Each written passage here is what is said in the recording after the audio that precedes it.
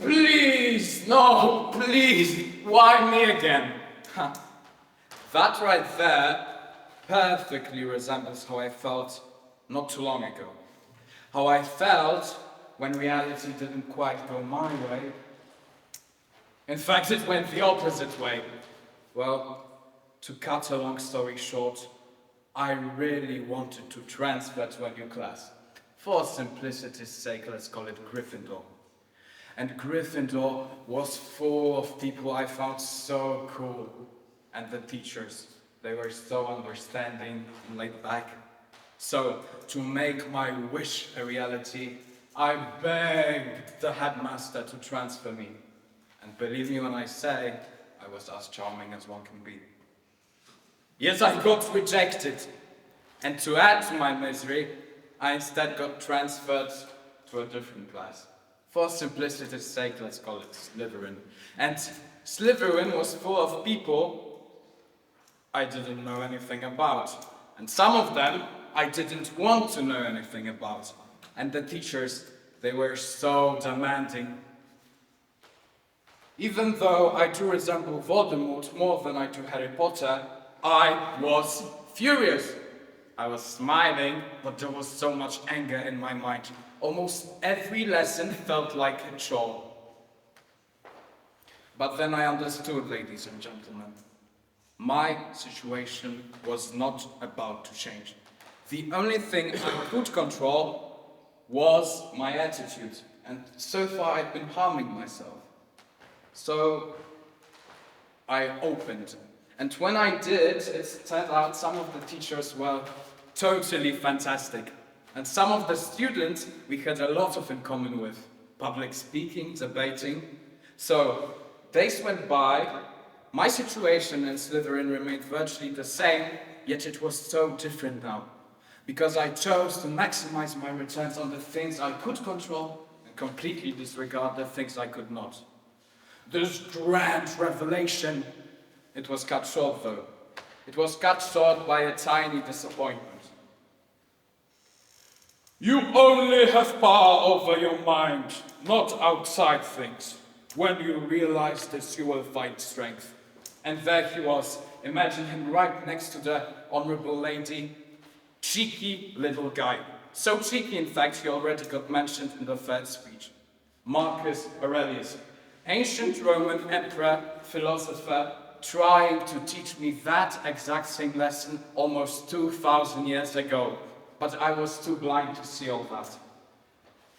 Even though I was a little bit mad, I didn't come up with all of that myself. I continued in this way.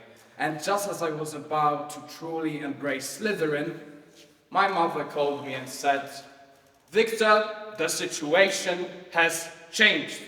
You are now free to transfer to Gryffindor and all the paperwork is ready." And so it happened, but believe me when I say, Gryffindor wasn't the thing I had imagined in my mind. The teachers weren't as laid back as I had thought. I didn't make as many friends. But what would have been a disappointment before now didn't bother me. Ladies and gentlemen, there are two lessons I want you to learn from my story. Firstly, there are obviously good things that seem good, and there are obviously things that seem bad. But it is your thinking that allows them to get to you. So the only distinction you truly need are the things you can control and the things you cannot control. And when you focus on the things you can control, you will be better off. Secondly, everyone in this room has the privilege of learning from others' mistakes, even the ones committed almost 2,000 years ago. But this comes only through humility. A humility which is created by recognizing the fact you're probably not that special. What you're feeling probably has been felt before, and what you're struggling with probably has been struggled with. So, which one was better? Gryffindor? Or maybe Slytherin? Maybe Ravenclaw? Hufflepuff? Well, ladies and gentlemen, I don't know, but thank God the sorting hat's not real. Thank you.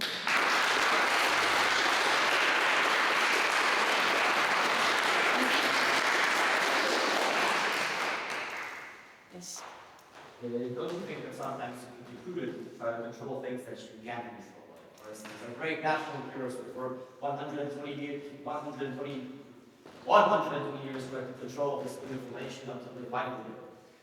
I'm sorry to say this, but can you repeat your question? Okay, I do think that sometimes it would be wise to try to control things that we can't control. Well, you know what, as it was already mentioned in the first speech, there is nothing either good or bad, but thinking makes it so. That's a Shakespeare quote, Hamlet, Act 2, Scene 2. But to be honest, I think there's a better Shakespeare quote. I'm kidding, I'm not that cheesy. The Shakespeare quote is, "It is not in the stars to hold our destiny, but in ourselves." So I think when you find a problem, when you see a problem, you should really do everything, as you say, to fix it. But just like I, right now, am giving you all my best, to the judges, to the audience, and you, I'm giving all my best. But if I do fail, if I end up in the last place, that's my reality now. And what I advise the audience to do is just not get mad at that. I don't advise the audience to be passive or not strive for your goals. I just ask the audience to be a little bit realistic. Thank you.